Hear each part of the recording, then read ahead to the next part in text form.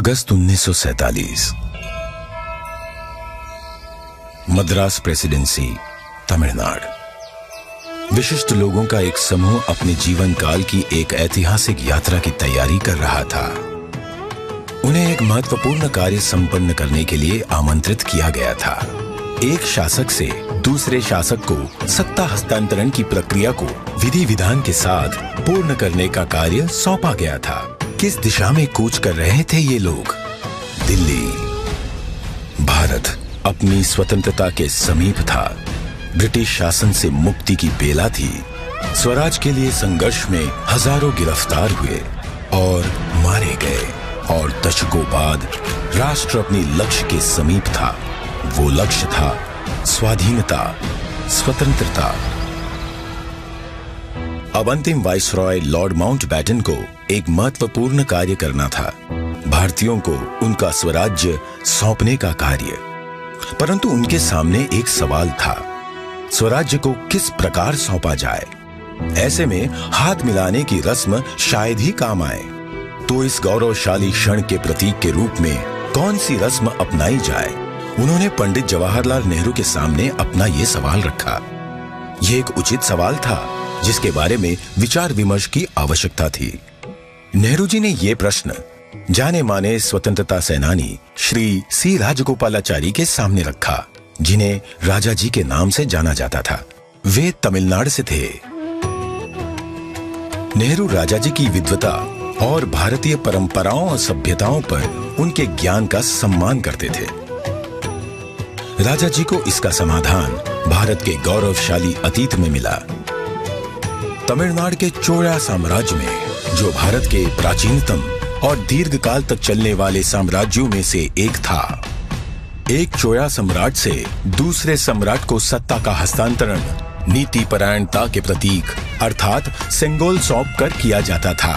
भगवान शिव के आशीर्वाद का आवाहन करते हुए उस समय के महंत द्वारा सेंगोल को आशीष प्राप्त होता था। क्योंकि चोला शिव के प्रबल भक्त थे, उनके द्वारा स्थापित हजारों वर्ष पुराने मंदिरों में आज भी पूजा की जाती है। राजा जी ने इसी परंपरा और समारोह के आयोजन की सलाह दी, जिसे नेहरू जी ने स्वीकार किया। राजा जी ने बिना समय गवाए इस समारोह के लिए प्रमुख धार्मिक मठ या आश्रम तिरुवावड़दुराई आदीनम से संपर्क किया, जिसे 5 सदियों पहले स्थापित किया गया था, और ये तब से चोला भूमि के केंद्र में स्थित है और आज तक कार्यरत है।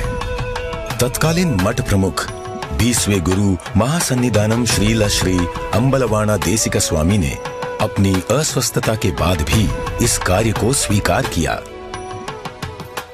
उन्होंने सेंगोल बनाने का दायित्व मद्रास के प्रसिद्ध स्वर्णकार वुम्मड़ी बंगारू को सौंपा।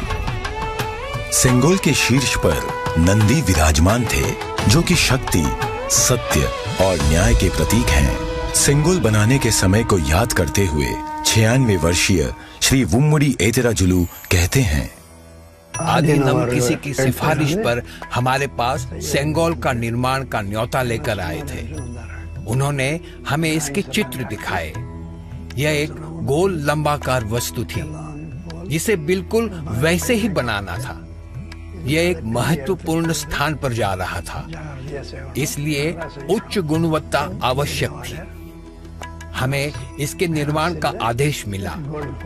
यह चांदी से बना था, जिस पर सोने की परत थी।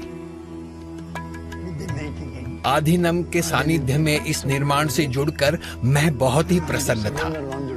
स्वतंत्रता सबके लिए गौरवशाली क्षण था, पर आदीनम द्वारा हमें सेंगोल निर्माण का दायित्व सौंपने से उस क्षण का महत्व बढ़ गया था। परम पावन मठ प्रमुख ने उप प्रमुख श्रील श्री कुमारस्वामी तंबिरान, आदीनम के ओदुआर विशेष गायक माणिक्यम और नादस्वर विद्वान TN राजरत्नम पिल्लई को आयोजन संपन्न कराने का दायित्व सौंपा। ये दल एक विशेष विमान से दिल्ली पहुंचा। 14 अगस्त 1947 की रात्रि को श्रील श्री कुमारस्वामी तंबिरान ने रीतिनुसार सेंगोल को लॉर्ड माउंटबेटन को सुपुर्द किया। और लॉर्ड माउंटबैटन से उसे पुनः स्वीकार किया। तत्पश्चात सेंगोल पर पवित्र जल छिड़का गया। शोभा यात्रा के रूप में इसे पंडित जवाहरलाल नेहरू के पास ले जाया गया। इस अवसर पर ओदुवार ने तमिल संत तिरुज्ञान संबंदर द्वारा रचित कोलर पदिगम से श्लोकों का पठन किया। महंत ने नेहरू जी को पीतांबर पहनाते हुए उन्हें रीतिनुसार सेंगोल सौंपा। अडियारगल वाणिल अरसालवार आणई नमते, अर्थात ये हमारा आदेश है कि ईश्वर के अनुयायी राजा स्वर्ग के समान शासन करेंगे। इस वाक्य से श्लोक का समापन हुआ। इस प्रकार 1000 वर्ष पूर्व की सभ्यतागत प्रथा के अनुसार दक्षिण और उत्तर के असाधारण एकीकरण द्वारा राष्ट्र को एक सूत्र में पिरोते हुए शासन का हस्तांतरण हुआ। तत्पश्चात नेहरू जी ने श्री राजेंद्र प्रसाद सहित कई नेताओं की उपस्थिति में सेंगोल को स्वीकार किया। आगे चलकर श्री राजेंद्र प्रसाद भारत के प्रथम राष्ट्रपति बने। इस ऐतिहासिक घटना का उल्लेख व प्रकाशन राष्ट्रीय और अंतर्राष्ट्रीय मीडिया में किया गया। 25 अगस्त 1947 की टाइम पत्रिका ने भी इसे प्रकाशित किया। हस्तांतरण की प्रक्रिया के पश्चात पंडित जवाहरलाल नेहरू ने 14 अगस्त 1947 की मध्य रात्रि को अपना विश्व विख्यात भाषण राष्ट्र के नाम संबोधित किया।